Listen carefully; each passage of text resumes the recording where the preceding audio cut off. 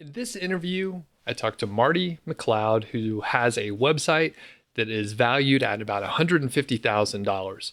Marty McLeod is a student of the Five Figure Niche Site course, which, if you're watching this on the week that the video is released, you can enroll. So that's January 13th through the 17th. In this interview, we talk about Marty's content approach, his link building approach, mistakes that he's made, and the journey that he's been on. It's super cool because Marty enrolled in the course a while back, a couple years ago, and he's been able to quit his job since then. He's been doing a lot of excellent work, and he's just a super nice guy. So, if you are interested in the course, definitely check out the link in the description. And let's get to the interview with Marty right now. It's Doug Cunnington here, and I'm with Marty McLeod. How are you doing today? I'm really good. I appreciate it. And Marty's a longtime friend of the show. He's a student in Five Figure Niche Site. He's done some writing for Niche Site Project. And Marty and I actually got to have a meal together, shake hands, and meet face to face back in Atlanta. So that was a pleasure to meet you, Marty. Yeah, likewise. Um, Super cool to like finally meet you in person after many hours of just chatting and interacting and that sort of thing. So very cool. Before we dig into it, I like to just get to the amount of money that you're making so people are like, should I listen to this dude or not?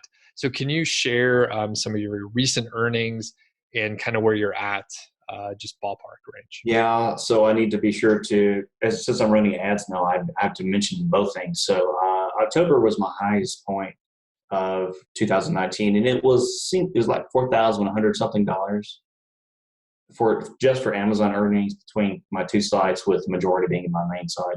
And then last month, that month, and this month, I got over like 1,100, $1,200 in ad revenue on top of that. Okay. So roughly 5,000 per Yeah, month or so. yeah. Okay. And we will back into some of the other details, but one thing that was surprising, you and I were chatting just before we hit record, and I think you probably should have made more in November and December. You didn't have any traffic issues, but you were doing some A/B testing, some conversion rate Right. optimization, Exactly. and that impacted your earnings, right? Yeah, because the whole thing is you don't know what's going to help and what's going to hurt you actually carry it out. And it was also multiple pages. It was on the top 10 pages. Therefore, definitely those are the highest traffic pages. There's going to be a negative effect that's going to come out in lower earnings. But that was temporary. And the whole goal was to have them work on it and find out what works and what doesn't, and get back on track as soon as the 3 months or so period wrapped up. Sure. Okay. Cool. So that aside, you didn't have any algorithmic issues or penalty. It's just a thing that was going on, and we'll come back to that later because we're telling a nonlinear story in a extremely nonlinear way, Sure. just which is totally fine. So for the people that don't know you, can you let us know your profession, kind of your history, how'd you get into niche sites and that sort of thing? Yeah, so I'm an Auburn graduate, Auburn University, and my background is electrical engineering. My degree's in that, but I've also done electronics, embedded systems, and code for electronic boards. My last job, that's what I did full time. And joined your course somewhere around midway of 2017. Started my first site at that time, and I believe my first one I got it rolling in, I think it was June or early July of 2017. So we're somewhere over 2.5 years or so for the main one, and then just a little bit less time for my second site.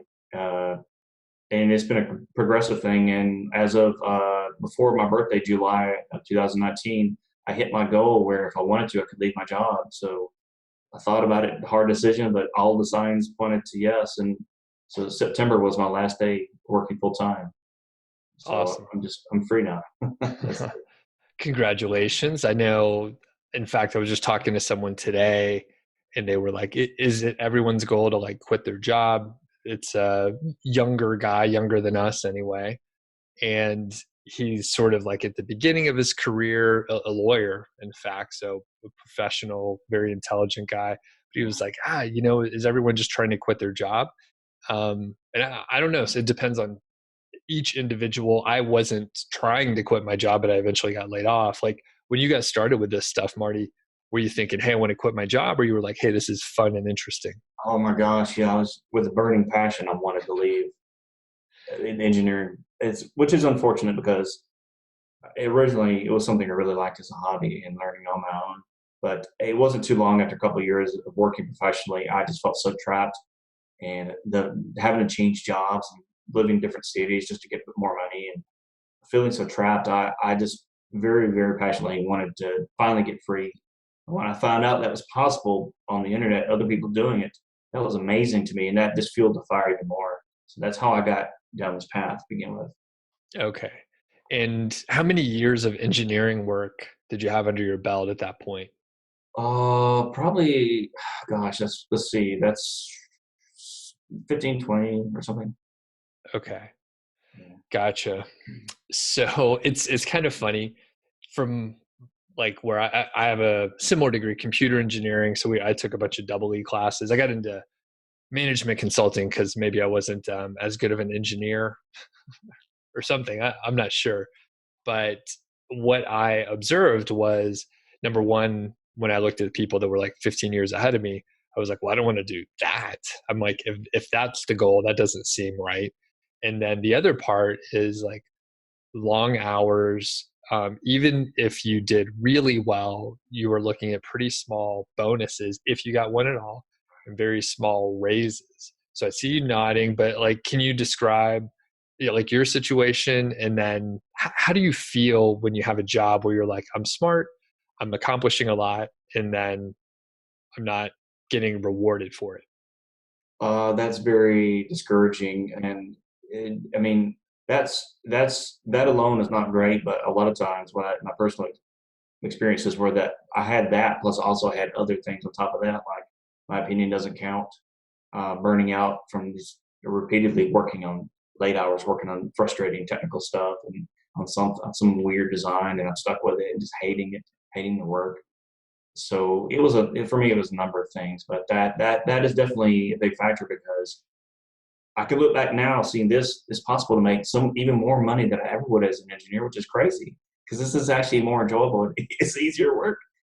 That's it's fascinating that you get rewarded for your being motivated, making your own decisions, win or lose. The payoff can be huge as opposed to engineering, where if, yeah, just like you said, some and just only a few jobs where any kind of bonuses available at all. And, cross your fingers, you might get just a tiny raise if anything at all. Yeah. Yeah, it's ridiculous. And then we'll move on from us complaining about the corporate world. But basically, I remember actually most of the companies that I worked for, they're like, oh, yeah, if you come up with a great idea, maybe you can get a patent.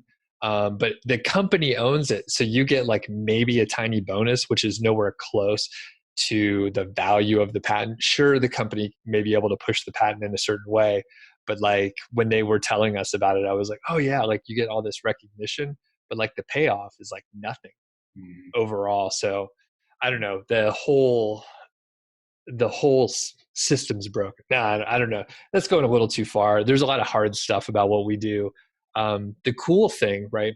At this point, you make your own decisions. So how challenging is that to figure out like what to work on, how to do things, and so on? Personally, I think when you're a beginner, it can be kind of hard. But once you get the ball rolling and you've got a better understanding of things and you've got more experience and some success, I think personally I feel like it becomes more clear and it becomes easier. At this point, it's just mostly that I have had a good work ethic when I was doing it in my spare time. So I built those good habits. Now it's just more of the same. And then the more I learn from other people too, I begin to get a clear picture of what I should be spending my time and effort on. Or I like to use the word resources because it can be a lot of things: time, money, blah blah blah. Sure. It's Cool. gotten easier though. I feel like. Awesome. And I think we'll move more towards like the nuts and bolts of your site. Okay. And first off, how many sites do you have? I do have two. I have my main one. You could accuse me of being slightly overambitious when I started the second one. Somebody recommended I do it, but it was a good idea because it's a little bit extra money too. And now I can grow that site, which I couldn't do before. I had to focus, decide where to spend my time before. Okay. Cool. So you have two sites, and how old is each one? So yeah, the first one is the one that's I think it's roughly 2.5 years, and the other one would be about two at this point. Yeah. Okay, so you got the other one started pretty quick, just 6 months in, probably to get some age in there, and you were thinking, hey, why not? Yeah, later on that year, once the first one, or I did so. It's been such a long time. Uh, I I had asked somebody about things, and he said, "Well, I know they're affiliate marketing. I know that," and he had suggested that I do that. And it happened to be something that was used to be a hobby and a part-time job I had before I got out of college, in my hometown, or when I worked in my hometown part-time, and so it was an idea. I thought, well, I can start the side, and if it doesn't work out, that's okay. So my main one. It was almost biting off more than I could chew at the time. So that's why I tend to caution people now about doing that. You know, Yeah, no one believes us, but then after they do it, then they end up yeah, realizing that it's too much. I have at least 3 or 4 sites that just sit there. They're aged, they're years old, but like I still haven't gone back because at some point it's kind of it's work, right? After you do something for a while, it's work, and I'm like, I could like go to the gym or go walk outside for a little while instead. So I usually do that.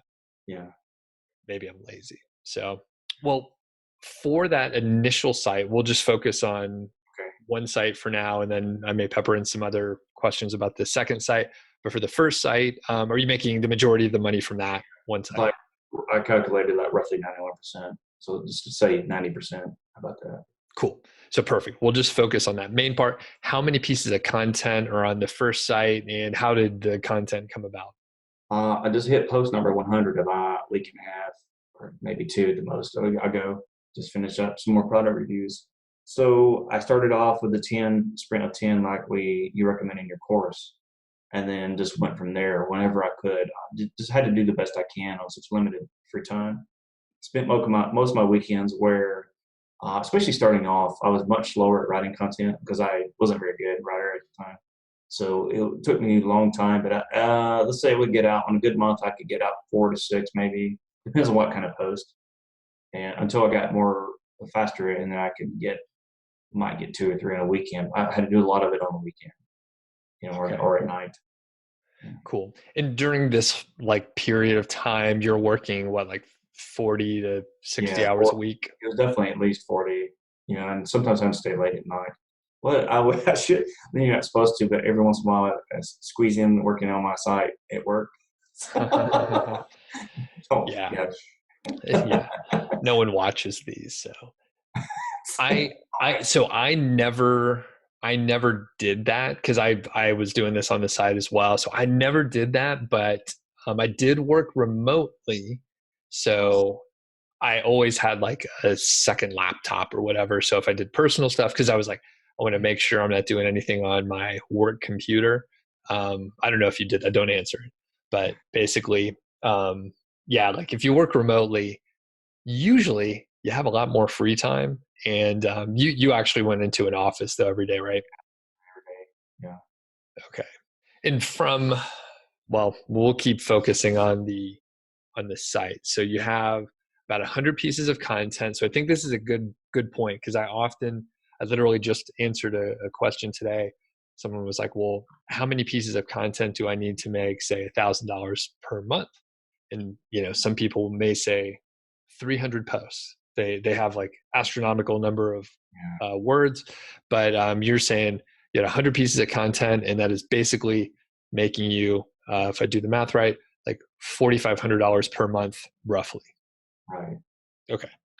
And I would argue potentially, right? We will never know because we can't go back in time. But I think if you didn't do the CRO testing in November and December, like your earnings would be like Oh, yeah, um, yeah. a lot higher. So Yeah. more like 8,000 per month if I just had to estimate. So Yeah. I would agree. um, yeah, so from your observation, you don't have to have as much content. You have 100 pieces. Can you tell us a little bit about like how you format it and how long it is, images, all that kind of stuff? So honestly, sometimes mine are too long, but it's just because I honestly try so hard to put in some really good stuff. But basically, they mine easily are about 2,000, 2,500. Let's say for let's use the example of a buyer post because the info post is a different case altogether. It'll be 2,000, 2,500, and I'll have have sections with the general content like what is this product, how does it work, what does this do, what is the best, yada yada. A lot of those I have in there. I should be getting ahead of myself. I start off with an intro table of contents that's very clear and easy to click on, and then I go into the general content section, and then I have my product tables if it's a say best X or Y post, and then I have my detailed product sections after that. And I basically each one of those is all my posts are very similar to each other. It's that general layout, for example, for a buyer post, and you could say likewise for a single product review or an info post. I have a general similar style that's fairly consistent. Okay, great. And as far as like images and stuff like that, for example, I see you have some lighting set up behind you. So Oh you're yeah, taking some images yourself, right? yeah, definitely. So I got an inexpensive light stand or a couple of light stand sets from eBay, and I got some good bulbs, which is another learning experience. And for single product reviews, my main niche is fairly competitive, and there's a lot of sites up there. It's for some reason it's one of the ones that a lot of people think of first. So I needed some kind of advantage, and I think I heard like Stuart Walker or someone like that mentioned one time that they actually buy the product, take pictures, and in a lot of cases, part of this was I couldn't find good images from the manufacturer or whatever the case might be. There might just not be any out there. But if something I really wanted to dig in and say, what can I do to set my site apart? And so I said, okay, why don't I give a shot buying one of these? And I'll take my own pictures. And I started off with just my old Sony camera a phone I used to have. The camera was pretty bad, but I made it work. And people responded well to that. And then I thought, well, I'd like to do an even better job. So I got some light stands and you got a little table. And I could take little pictures of the products and I take very detailed products. Now I have a better phone, much dramatically better camera. So I can do even better and not have to edit it quite as much, fix it. And it was mainly trying to be a step ahead above the other guys because a lot of my competition, they don't care about quality at all. All they do is put out garbage. They're just trying to get your clicks. I really want to deliver what people are looking for and answer their questions. Is this good or not? And then I wanted to also do it in a way that makes my site look authoritative and you can trust it. So that it makes a huge difference. Okay. Do you have any other tips for content or making someone's content stand out? Yeah, I because I've seen so many different sites by this time, and after having changed the way I do it now from when I started off. So there's an article on your website about secondary keywords. So that helped me a lot for making the content longer, not just because I'm trying to fill it in with something, but it's a section. I'll take a secondary keyword and use that to make a section in content that actually contributes something to the reader. That fills in that necessary space if say it was going to be very short otherwise. But generally, I try to lay things out in a way where it's easy to read, easy to find where you're going.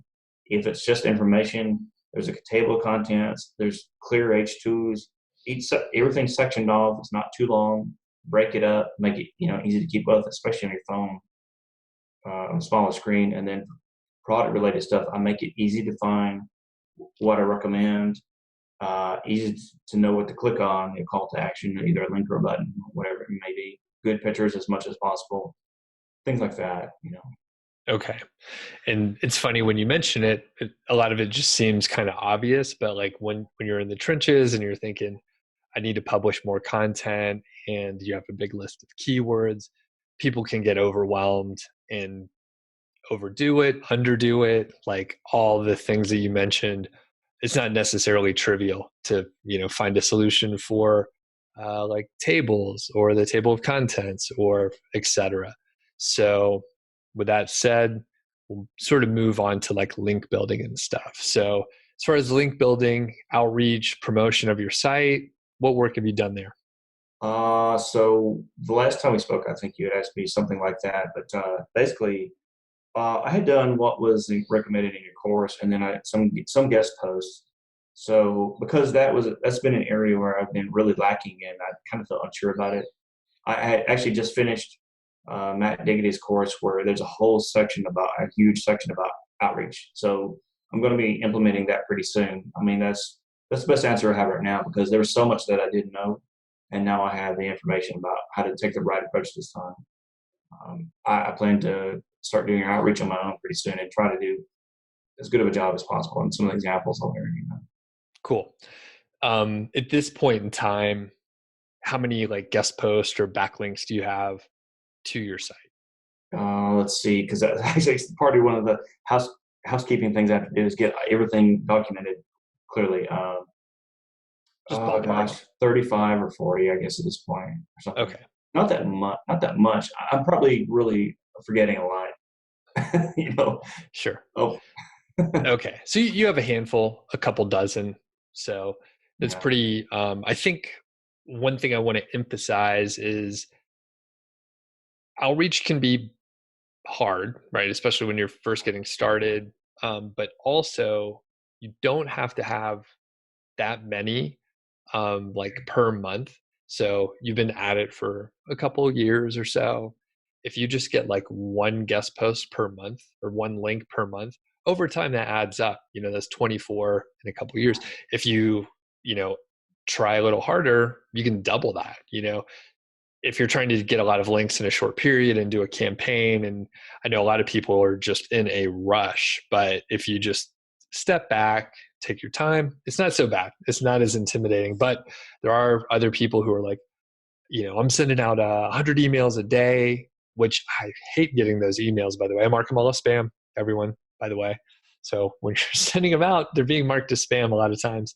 Um, so I also want to, number one, I'll mention I should probably get Matt on the show so we can talk about his course and stuff like that. I haven't talked to him in a while, but I guess I'll just ask you: were the techniques in Five Figure Niche Site like not sophisticated enough, too boring? Were you having trouble with conversions? Like, where's the gap between like Matt's course and his outreach? Well, for example, I hope I can answer this question appropriately. Let's see, very well. So in theirs, I actually had outreach specialist who created that information, not Matt in this case. So they had everything from examples of outreach emails to data and percentage of typical conversions. And I think it was just the specific information that's probably I won't. That doesn't mean that what was in Five Figure Niche Shack wasn't good. I'm not saying that at all. Just that this was like, oh, I hadn't seen these numbers before, or here's some other ideas that I hadn't gotten before. You Cool. know, and somebody who actually works in that business. In this case, this was Ninja Outreach. People from Ninja Outreach saying, "Here's what we do to show you," like that. If Gotcha. that makes any sense.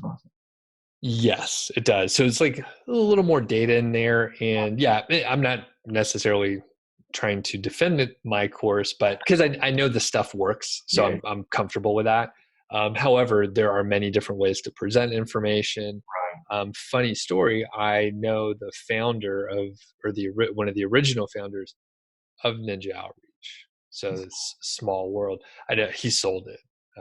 They sold her. He got bought out or some kind of situation like that. Um, but anyway, yeah, crazy. I need to catch up with that guy too. So you're going to sort of refocus on link building. And why were you, I guess, hesitant to put more effort into it previously? Well, this goes back to, and a lot of what I talk about is based off where I was before because it was until just recently I was working a full time job and even spending late nights sometimes. So I had such limited time. I'm hard pressed to decide what I'm going to do because let's be honest, when your site is well, one thing was my site was gaining momentum and organic traffic rising gradually. So I said, well, I just want to keep focused on putting out content especially when I was having a lot of the using a KGR and a lot of the low competition um, keywords posts were ranking without links. It happened quite a few times. So that is kind of what it says, well, maybe you can put that off until later. And it was kind of a case like that, you know. Okay. And part of it honestly was me not feeling too confident about how I would go about things. I can honestly say that had a lot to do with it. Okay. And you are not alone. I've been doing success story interviews this week with students, and generally, it's exactly what you said. Nice. So it's over and over again. It's like, I know if I spend X amount of time or money on a piece of content, I'm pretty confident because I've seen the past results that it's going to work out. But there's a disconnect between the guest posting, even though I prescribe in the course to follow along moving forward. Um, at best, people will do what you did, maybe get I mean, 30% of the 30 to 40% of the links as compared to the content. Generally, I'm trying to get those to go like 1-to-1.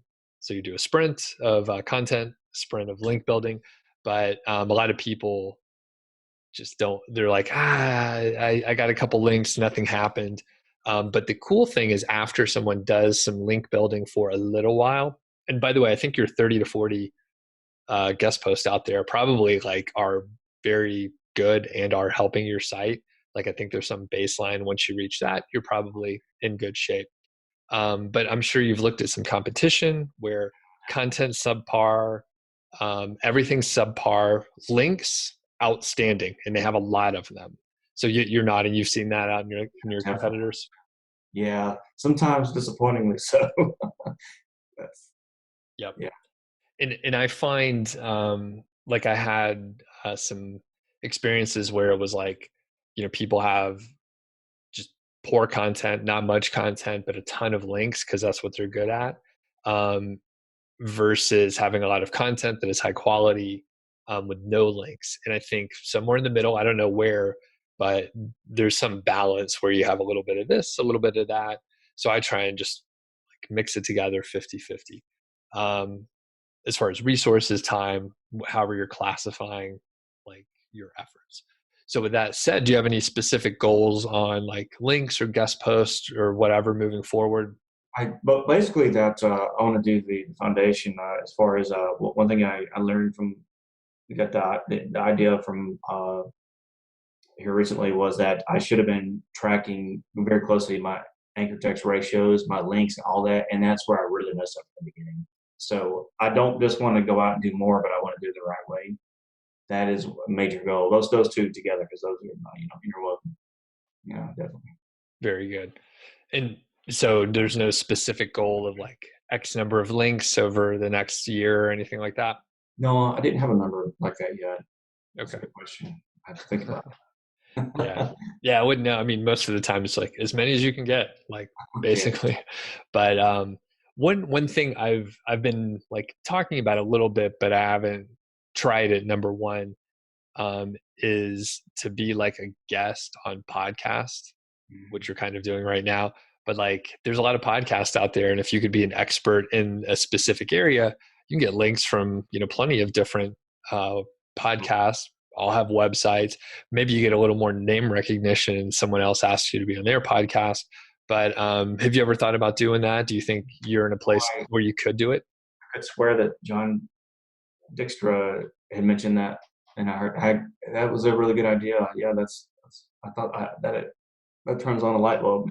That's a Cool. I kind of wanted to before I thought about it, but I didn't act on it. I said, oh, nobody be interested in me, but maybe I should actually look into it. Yeah. And I think like what I would do for a pitch, you can try this, let me know if it works.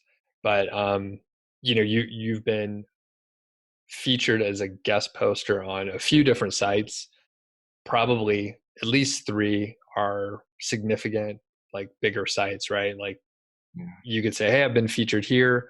I mean, I've been running this blog for a while and I'd love to be a guest and talk about like one of these two topics. And probably, if the people that you can say you were featured on, like their blogs, if they're reputable enough, people will probably like go for it. At Okay. least chat with you to see if it's a good match. Um, there's podcasts on like every topic, or you could even do like YouTube videos, but I think podcasts may be more effective just because it's an actual like do follow link. So, I I don't know. see. Interesting. Yeah. And from my perspective, like if you actually land a guest post, you have to write a guest post or have it written and then rely on them to publish it. But usually, podcast, a little more streamlined. There's not necessarily as much noise or effort. You just have to talk for like 30, 40 minutes, something like that. So, and you've written all that content. So it should be a no brainer. Any other details on like link building or your experiences with a promotion? No, I think that's all I had really had about that. Okay. Did you get into like any Pinterest or other kind of Oh, social I'm media type sorry. stuff? I did. Actually, I was just thinking the other day. So I hired a Canadian lady on Fiverr. Somebody who had, I think she was a level one or level two service seller on there, and I had hired her 1 to 2 months to do create pins and run that for my boards and what have you. And I was thinking to go back and hire her again because it was only I think $50 a month. Okay. I may have to get Tailwind now because the trial ran out. But I still get emails and see where people were interested in the pens for my sites. Depending on what the topic is, obviously the niche. But Okay. How much traffic were you getting from Pinterest while you were that was running? you know, uh, I I think it could have been 5 to a couple thousand a month. I really had to go back and look to give you some hard numbers. Okay. Cool. That's pretty good. I've tested Pinterest a little bit and it wasn't clicking for me. I'm not 100% sure the issue because I've talked to some other people, kind of weird niches, and like they're doing really well with it. So I think like it can be hit and miss. Maybe I was doing it a little bit incorrectly or something like that. But I know I've been told many times Pinterest is a search engine. There's an algorithm behind it. And I know that over this past summer in 2019, a lot of people had a reduction in traffic from Pinterest because they adjusted their algorithm. So So, did you hear about that at all? no, I vaguely remember something to that effect a while back. Yeah, I mean, I don't, in my particular case, because I know other people have had much more success. I don't consider it like a primary thing that I would make put above other stuff, the basics. I wouldn't do that. It's just that, I, you know, it's nice to try out and see how it works out for you for a while, and then Mm-hmm. decide, right? Cool. So you quit your job. So I think that is cool. And that is an impact that the website has had on your life. But what other impacts is just like starting the site, growing, you're learning and all that stuff? Where are you at? Oh, as far as impacts or Yeah, impacts. Yeah. um, well, it's I feel a lot. I'm a much happier person, and I'm not stressed out. And I noticed, like you said one time, I kind of started chilling out, and I don't have to move around as fast when I go do stuff. I can take my time more, and I'm like much more at ease than I used to be doing the routine. I'm so grateful when I go out and just go to run here and I see how bad traffic is, what people have to put up with every day. And what's interesting is what you don't expect is the additional stuff that comes from hitting a big change or goal like this in your life. It's that it opens other doors because when I started making enough money to leave my job, it's kind of like other ideas start popping to your head and you start thinking about all other opportunities. And, I went to Chiang Mai to learn more from people there and be around people like myself and others. And so I never would have thought about that before. If I wasn't in this, I hadn't got to this point, I'm sure I probably wouldn't have had either the ambition, the motivation to go, or I would sell myself short and think I couldn't do this. Hmm. But once you reach a certain level of success, I like to think it builds on itself, and I think like to think you expand in other areas, not just in money. Don't always think about money, you know. Yeah. And actually, like going back to the corporate jobs and our old our old lives, basically, um, there's like an artificial ceiling of how much money you could make. Yeah. So you mentioned earlier, like you can make more doing this, working less, leisurely. You can go grocery shopping or to the gym in the middle of the day or the middle of the night, whenever you want. It really doesn't matter. You can do whatever you want. Um, but like I was looking at people that were ahead of me 10 or 15 years, and they were, there's no way I was going to make over $200,000 a year. Like, even if I like did everything and like sold my soul and like did everything, there's no way that I would make more than that. And I just can't imagine like having that artificial limit anymore. So, do you have any thoughts on that? Am I Yeah, off base? yeah, that makes so much sense because I kind of sometimes think ideas go through my mind, and one of those was I noticed that when I started off, I thought just getting to $100 was going to be I was going to be lucky to do that, and it kept going and kept going. And noticed that just like you said, other people, because for example, met Matt Digney in person, and he just briefly told me his story. Now look at that guy, he's killing it, and it's just a matter of proving to yourself that you can do it. And once you do that, you discover, hey, you know what? There's nothing really stopping me. I've gotten this far. It's just a matter of just doing more stuff. Keep going. It Awesome. gives you I think it gives you the mindset as well as confidence to accept that you can do more and that you deserve success. And therefore there's no really nothing stopping you. As opposed to we grow up here in the United States sometimes thinking, well, only the lucky people make a lot of money or get to win the lottery. It's such a closed mindset. It just doesn't. You just don't really fathom that you can do all these amazing things and make this crazy amount of money Yes. until you get exposed to these ideas and good role models and well, hey, Yeah. and do it yourself. Yeah. And like, I think that's a good point. Like, if you're around a bunch of people who, number one, don't have any idea what you're talking about, or you're trying to bring up the idea, and you'll like shoot it down and poke holes in it. In fact, I didn't even talk about it much until I was like doing pretty pretty well. So even a lot of my friends are a couple years older and very successful in their corporate gigs and all that stuff. So I knew I had to like bring a good story to them. But so at that point, they were like, "Oh, that's good money. Like that's a car payment or replacement income or whatever." They're like, "Oh, I could appreciate that." So they didn't give me too much shit. But if you're around that and you don't have like a community, like our Facebook community, or even just like on YouTube comments, like we all kind of understand what's going on. And then you went to the Chiang Mai SEO conference. Like, what was that experience like? All like-minded individuals, right? It was like really refreshing. And there were people. Not everyone. A lot of them were SEO agency people, but there were a lot of affiliate marketers as well. But everybody was just very upbeat and forward thinking and very motivated. And you could just kind of tell that everybody there was motivated to be successful and do great things. It's like, how can I say, how when you go to church and you feel better when you leave. It's It's something like good that. rubs off on you. Yeah, it's good, a good environment to be because unfortunately, there's a lot of negativity out there in the world today that says you can't, and this is exactly the opposite. Very cool. Good for you.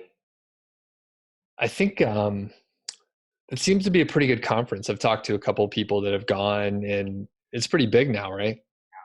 Sells out too. Sold out.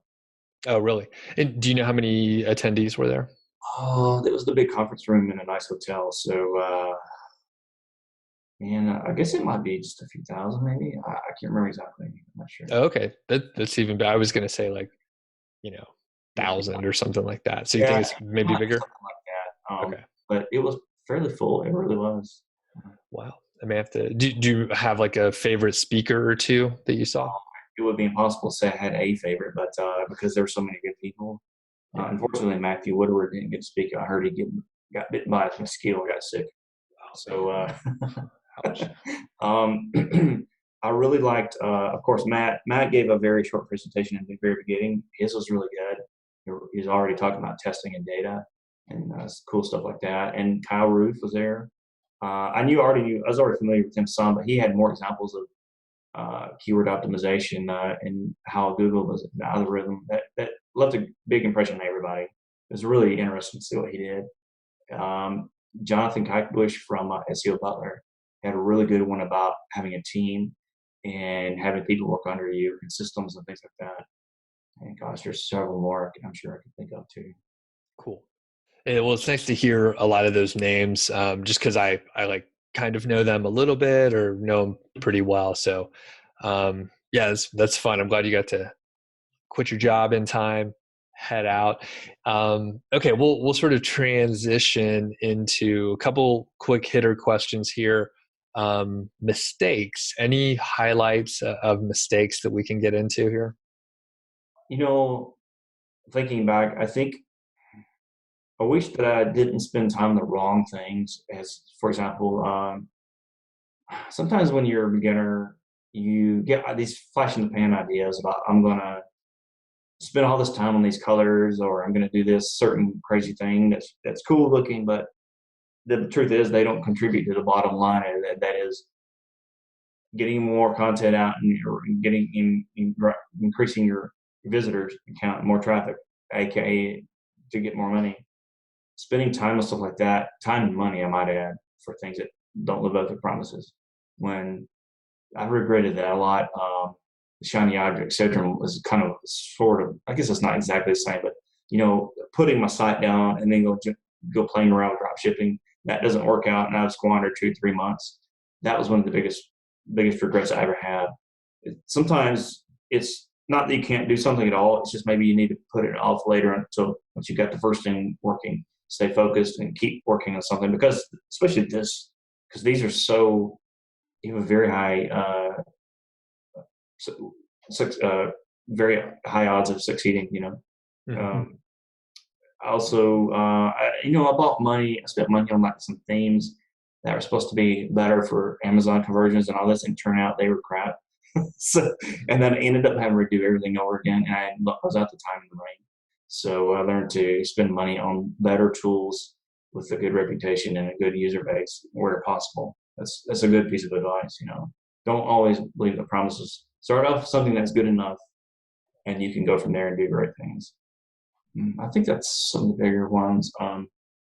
When I started off, also my content was pretty poor, pretty thin and weak, and I went back later and had to redo all of it. So I wished I had taken a small writing or copywriting course before I did my first couple 30, 40, whatever posts. That would have been started me off on a much better foot and saved me some work time. Yeah, that's a good one right there, I think. Yeah, great tip on that. I mean, like you're an example of like spending the time on the content, making sure it's high quality, and then it's paying off at the end. Versus, I actually hear from a lot of people that almost never students, by the way, but they will publish a lot of content. It's clearly not good quality because they're paying like $5 per Yeah. 2,000 words or something. Definitely not good quality. Maybe spun or just straight up plagiarized. But other writers like Christy, other people I've interviewed, Evan, like they're writers by trade. Like that's what they do. So I think it's a huge skill. I think, like you, eventually, you wrote a lot. You got better at it. You were trying to get better. You took a copywriting course, I think, right? To learn from Udemy. It was only $12 when I got mine. Yeah. Good. Awesome. Yeah. So I think like if you have the writing skill, that's great. It's a good advantage. But if you don't, it's not like super hard. It's just like anything else. You got to practice. You got to try to get better. Maybe take a course. You could probably watch like 10 YouTube videos and get like a lot of value from that too. That's true. Actually, it's good. That's a good point. And we'll get into it just a tiny bit, but you had another issue with hosting, which we're going to talk about in a whole other episode. But can you give us just kind of the brief overview of your hosting debacle?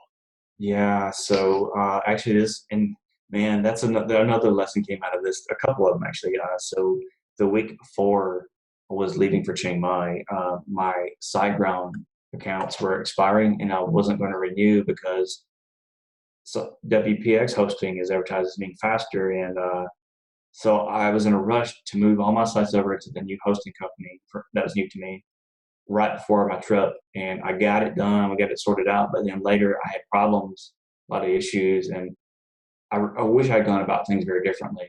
Yeah, definitely. Okay. And yeah, like I said, we'll cover this more Yeah, in depth in another episode. I've had my share of hosting issues, but quick note, I love SiteGround. I'm an affiliate for SiteGround. I have several sites there. You eventually went back to SiteGround, right? yeah, I sure did. I was, Okay. yeah, as soon as I went back, everything's cool again, and Yeah.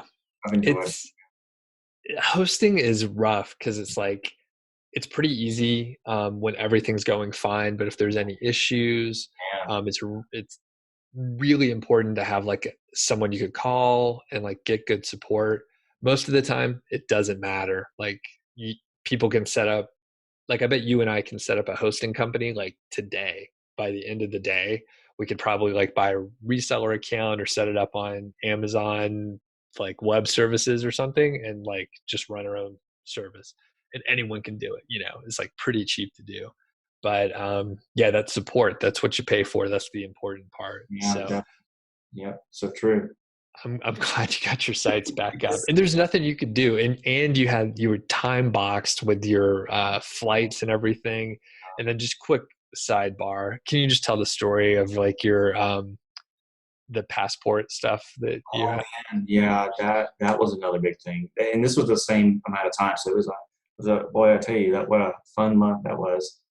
Yeah, just a couple days before my trip, I went and got my. I keep it in a safe place, storage.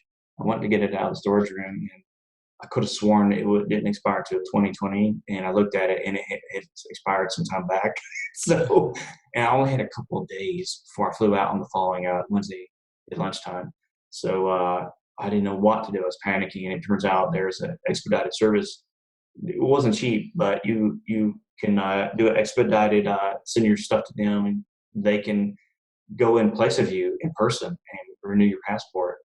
And I did that, and not only that, I actually one lady was really nice, and even though it was going to come back in the morning of my flight, which is, to be honest, that's just cutting it way too close, especially driving downtown Atlanta. She was really nice and even bumped it up the day before, and I got it the day before, and I was good to go. But Wow. take my advice, check in every once in a while on dates and stuff. I tell Yeah, you, man, it was that's rough. that's crazy, man. Yeah, and I like we haven't done any international travel in a little while. We've had a dog for years and stuff, so we typically and we're like codependent, so we don't travel overseas that much anymore, like currently. But yeah, my passport expired, but my wife and I roughly had around the same expiration. So like last year, we weren't planning on traveling anywhere, but we were like, let's get them renewed. We'll get it taken care of. So we got plenty of time. So ours are good to go. Everyone set a reminder for your passport. You don't want to be in that position. What a stressful week you're working on hosting and a passport. I forget what else went wrong, but something else was going on too. Yeah. It must not have been that bad. I didn't die, so Yeah. You made it through on the other side. It's totally fine. through. Things got better. Okay. So for other people that want to replicate your success, do you have any tips? Any quick tips? Well, if they're not already a member of your five-figure niche site course, I do definitely recommend it because I like to point out to people there's a lot to making an affiliate site and making money, but I can't stress enough how the fundamentals are what make the wheels turn. Like the keyword research is, especially these days, you'll find what I found was in a lot of so many niches out there, there's just so much competition.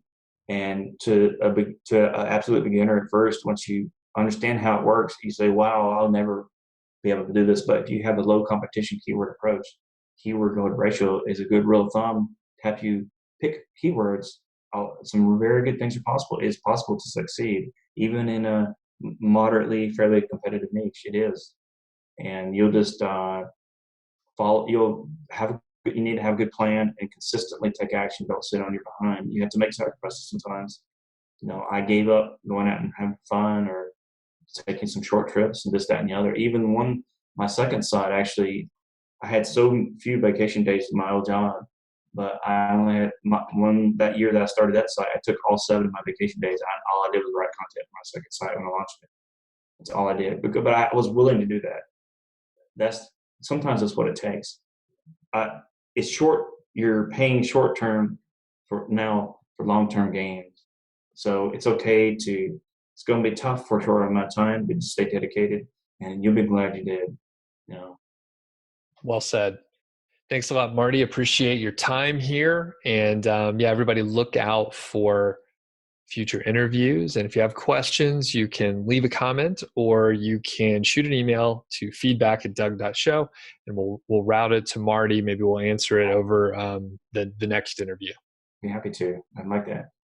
All right. Thanks, man. Thank you so much. All right, thanks a lot to Marty, and I encourage you to check out the other interviews that I've done with him. You can see sort of the progression, how things have moved for him over time. I mean, niche sites are not necessarily easy, but you can do it, and I think Marty's a great example. So again, if you are watching this during the launch week, January 13th through the 17th, then you may be able to enroll, and if it happens to be a different time period, you could sign up for the wait list and you'll be notified when it opens up again. Quick note, I'm about to go outside, but I wanted to record this video, so I'm like building up heat. That's why I'm all bundled up.